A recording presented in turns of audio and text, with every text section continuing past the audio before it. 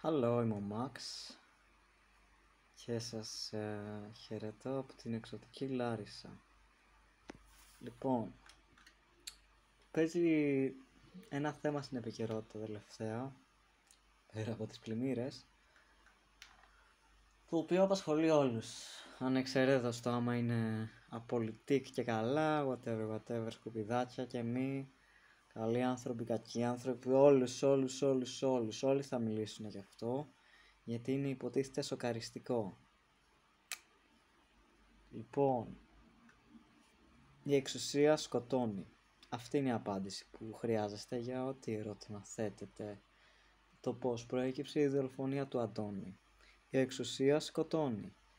Τον ίδιο λόγο που οι μπάτσες σκοτώνουνε, βασανίζουν κόσμο, κάνουν βίες συλλήψεις που όχι μόνο φαίνονται σαν απόπειρες δολοφονίας, είναι απόπειρες δολοφονίας.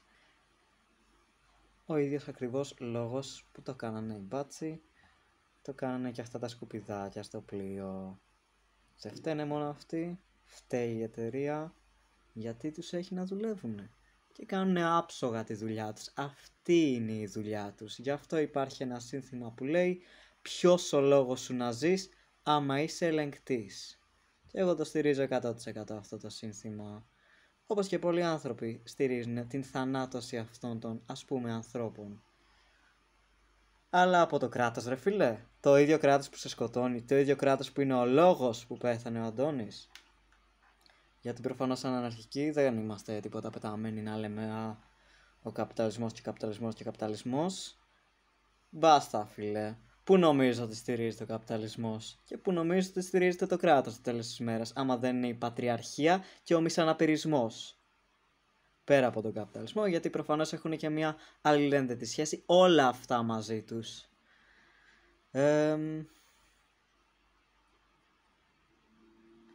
Να απαντήσω σε ένα ερώτημα που μπορεί να τεθεί. Πώς σχετίζεται ρε φίλε ο μισαναπηρισμός με την πατριαρχία? Ρώτα έναν σεξιστή εκεί έξω, οποιονδήποτε, ένα περαστικό που δεν ξέρεις άμα είναι ή δεν είναι. Για ποιο λόγο να είναι οι άντρες καλύτερα από τις γυναίκες? Θα ελπίζεις να σου πει ότι μα δεν είναι. Αλλά η απάντηση που θα λάβεις, οποιαδήποτε και να είναι, δεν υπάρχει περίπτωση και ποντάρω τώρα... δεν ξέρω. Ας μην κάνουμε παράνομα πράγματα. Δεν ποντάρω τίποτα, αλλά είμαι 100% σίγουρος η απάντηση που θα πάρεις είναι μισαναπηρισμός. Δεν υπάρχει περίπτωση, γιατί οι άντρες είναι πιο λογικοί, πιο ψύχρεμοι, πιο έξυπνοι, πιο σωματικά ικανοί να κάνουν πράγματα.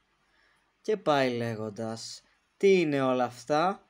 Ικανοτισμός, δηλαδή μισαναπηρισμός. Πώς είναι η πατριαρχία το σύστημα της καταπίεσης, ο ικανοτισμός είναι το σύστημα και ο μισαναπηρισμός είναι ο σεξισμός, η έκφανση. Ωραία. Αυτά τα λίγα για να συνεννοούμαστε και να βγάζουν νόημα αυτά που λέω, ίσως κάποτε να αντιληφθείτε τι λέω. Ωραία. Τι άλλο? Πολλοί άνθρωποι αναρωτιούνται πέρα από την πασιφανή απάντηση, την πασιφανότατη απάντηση στο γιατί, αναρωτιούνται πώς φτάσανε αυτοί ας πούμε άνθρωποι να κάνουν αυτό το πράγμα. Πώς? Και ο λόγος που το αναρωτιούνται αυτό είναι γιατί φοβούνται ότι μπορούν πολύ άνετα να φτάσουν και αυτοί σε αυτή τη θέση, κάνοντας απλά τη δουλίτσα τους. Και καλά κάνουνε και φοβούνται, και ας μην το συνειδητοποιούνε. Και καλά κάνουνε και ρωτάνε, μπας και συνειδητοποιήσουνε πόσο κοντά είναι στο να φτάσουν και αυτοί σε αυτή τη θέση.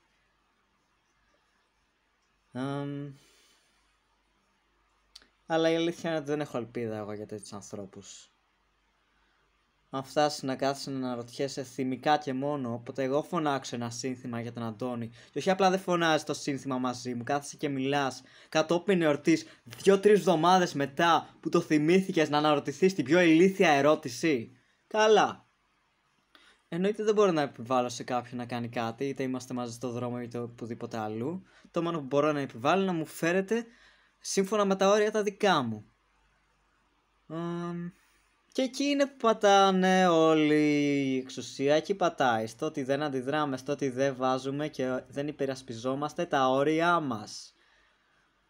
στο ότι ανεχόμαστε να μας συμπεριφέρονται άσχημα, και αυτό δεν το λέω κατηγορηματικά στα θύματα, γιατί δεν είμαι σκουπίδι και δεν θέλω να γίνω ποτέ. Αυτό το λέω ενδυναμωτικά όσο γίνεται και απαντώντας σε ένα ερώτημα στο γιατί συμβαίνουν αυτά. Υποτίθεται δεν έχουμε προοδεύσει σαν κοινωνία για να υπάρχει τόσος κόσμος που αντιδράει.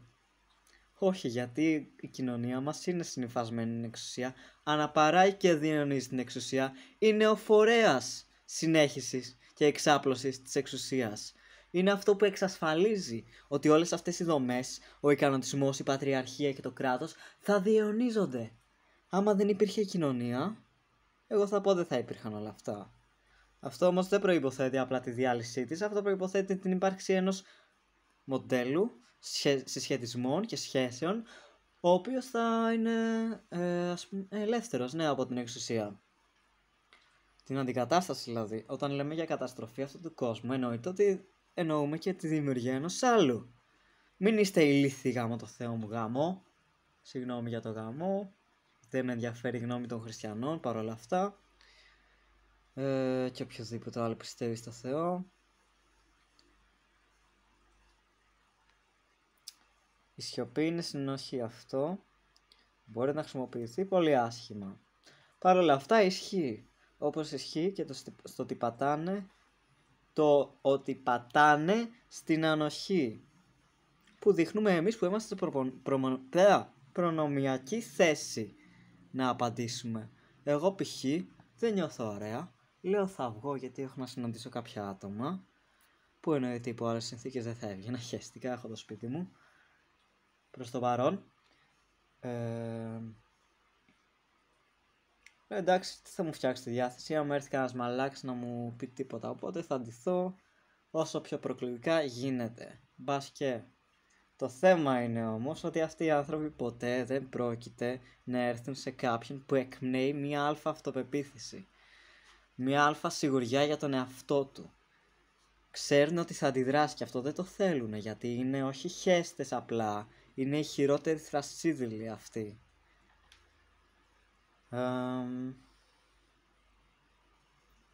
Πάντα πίσω από την πλάτη, πάντα φλόρικα τελείως ρε. Και συγγνώμη για το φλόρικα, δεν το εννοώ ακριβώς έτσι, αλλά εννοείται έχει όλα τα κατάλοιπα αυτής της κυρίαρχης έννοιας. Αυτά εν ολίγης.